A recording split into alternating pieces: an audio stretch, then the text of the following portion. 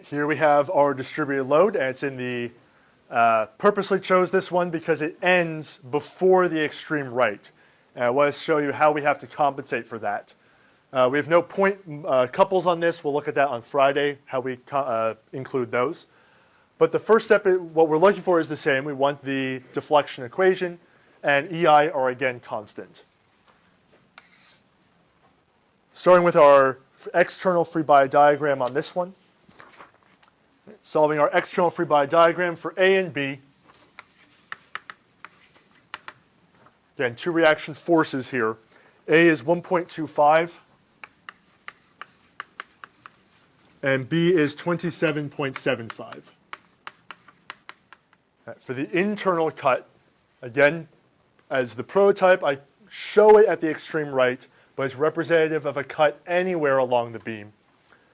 The first thing I have to deal with is this distributed load of 6 kilonewtons per meter. What we do to compensate for that and make our equation easier to work with is we always extend it all the way to the right edge.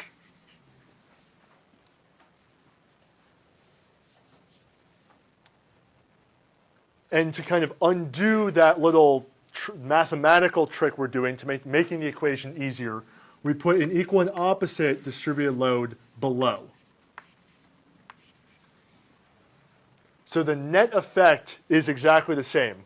We have a force going down, but an equal and opposite force going up. So internally, there's no difference between these two situations. Now, in reality, we would be kind of compressing this, but that's not taken into account when we're looking at deflections. So it's okay to do this. So we are adding a second distributed load starting at A, also going all the way to the right, so that it's undoing itself in this section, but it makes writing the equations much more convenient. All right, so we took care of the 6 kilonewton per meter load. At A, we have also a point load of 1.25. At B, we have another point load, 27.75.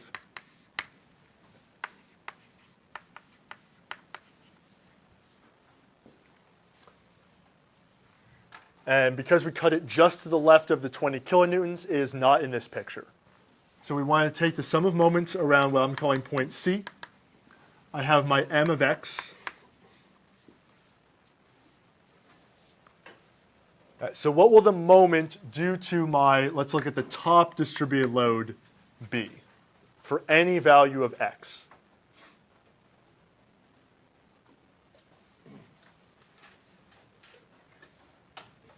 So I'll present it using two parts, and then we can use the shortcut since we'll know where it comes from. A moment is a force times a distance. So first, what's the equivalent force of the distributed load for any value of x going to be? It'll be, the force will just be 6 times x. It's a uniform distributed load, so it always has a height of x. The length, the height is always 6. The length of it will always be x. So that's the force due to the distributed load.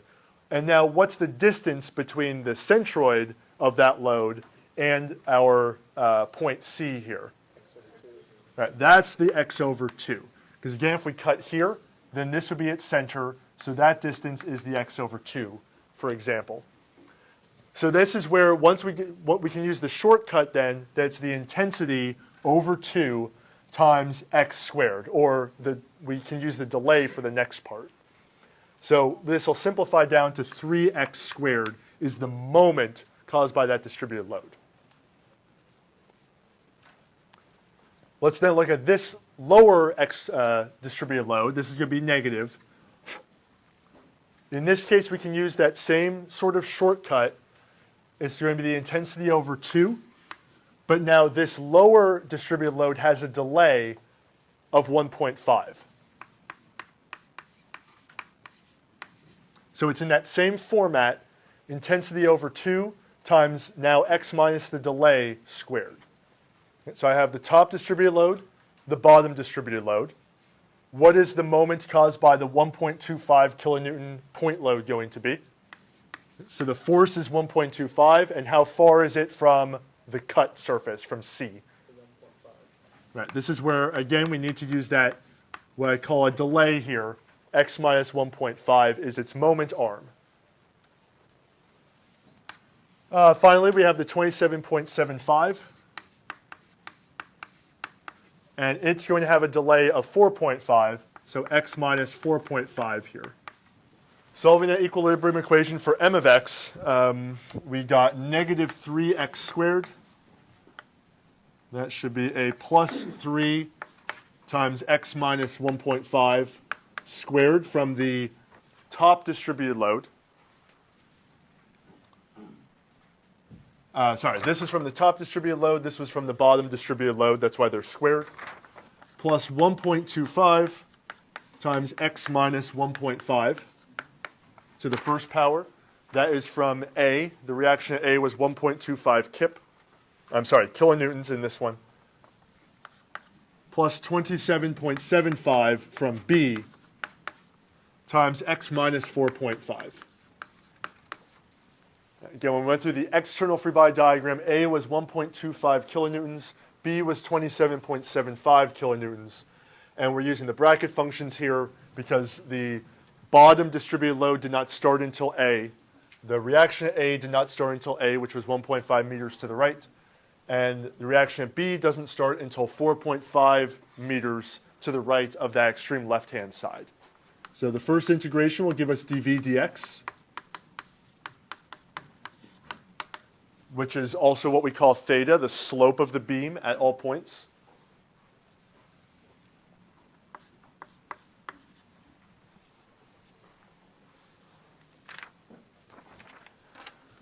Right, we integrate the first term. We raise the power of x squared to x cubed. Divide by 3, we'll have negative x cubed plus x minus 1.5 to the third power, plus 1.25 over 2, x minus 1.5 squared,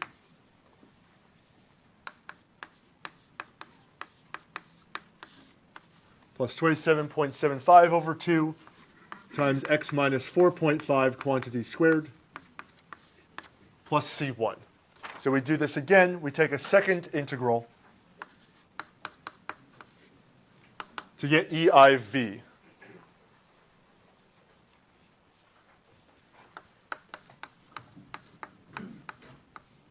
So we're left with negative 1/4 x to the fourth, plus 1/4 x minus 1.5 to the fourth power, plus 1.25 over 6, x minus 1.5 cubed, plus 27.75 over 6, x minus 4.5 cubed, plus C1x, plus C2.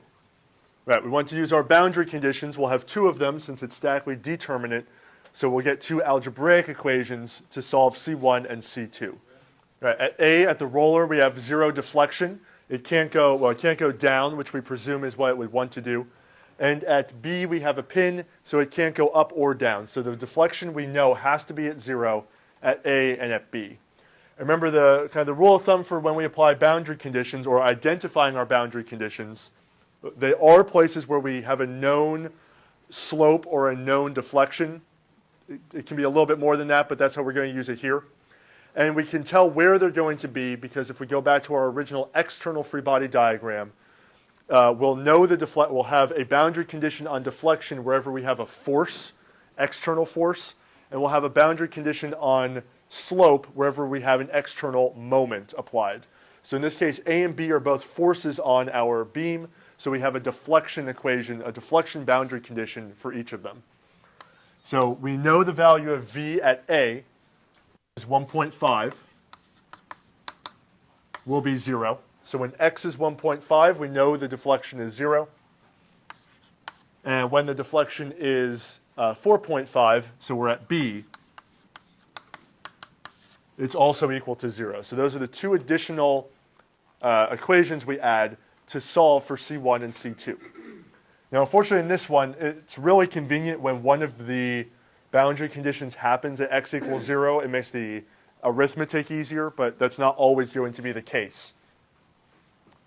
This means we need to apply our deflection equation 2 times to get and 2 times, but at different places in x to get C1 and C2. So we can apply it the first time. We know that V of 1.5 is equal to 0.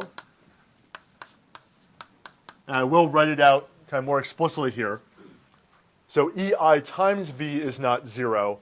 V is 0. So I have to divide through by the EI here. But you see why we were able to ignore it last time is we can just multiply through by EI and that term goes away.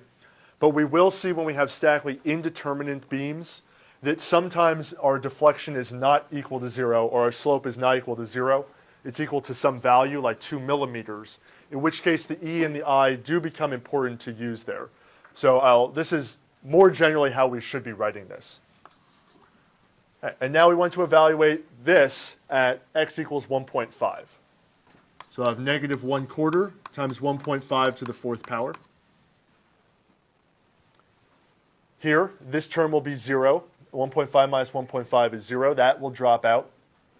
Here, this term will drop out, go to 0. This term will drop out, again with the singularity function. If the thing inside it is negative, we just treat it as 0. So this term is 0. And we're left with 1.5 times C1 plus C2.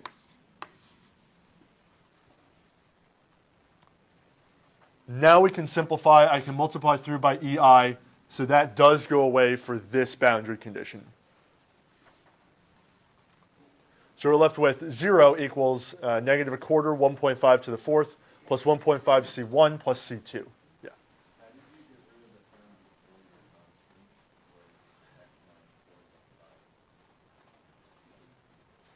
This one, because the singular, it's in brackets. Remember, the bracket means that if the stuff inside the bracket is negative, it's equal to, the bracketed part is then 0. If it's positive, it's just the stuff inside the brackets. Right, so that's why it is negative 3, but bracket negative 3 is equal to 0. All right, we have one equation, 2 unknowns from the first boundary condition. Now we can apply our second boundary condition. We use that same equation because it's another deflection equation here. We know it's 0. But now we're plugging in all of our values at x equals 4.5, but into the same equation. So we'll start the same way, 1/4 times 4.5 to the 4th power, plus 1/4 times, here we have 4.5 minus 1.5 is 3, so it does not drop out this time. Here we have 4.5 minus 4.5 is 0, so this term does drop out. And I'm left with then 4.5 times C1 plus C2. What about the 1.25 over 6? There's one term right there. Yes, I did miss that one. Yeah, I included that. Sorry, 1.25 over 6 times, again, 3 to the 3rd power now. Now this term drops out, 4.5 C1 plus C2. Thanks. Right, so in this case, only one term dropped out of the second boundary condition equation. Again, since it's equal to 0, I can multiply through by EI, and now I'm just left with this now. Again, I have C1 and C2 in both of my equations, so I have to solve them simultaneously. We've solved simultaneous equations in the past, but between these two equations now, I can find non-zero values for C1 and C2. In this case, C1, I get 25.1. And C2, I get a negative 36.4. So finally, what I was asked to find for this was the deflection equation. Now that I know my constants of integration, I can come back down here and I can solve in general that v of x is going to be negative 1/4 x to the 4th plus 1/4 x minus 1.5 to the 4th plus 1.25 over 6 x minus 1.5 to the 3rd plus 27.75 over 6 x minus 4.5 to the 3rd plus 25.1 x minus 36.4. So it's just this equation, but plugging in my now known values for C1 and C2. And also what we want to note, because it's going to be important once we want to either plot these or find values of deflection or values of slope, is we want to remember what units was this derived using, because that will influence our choice of what units E should be and what units I should be. In this case, my force was in kilonewtons, and my length was measured in meters.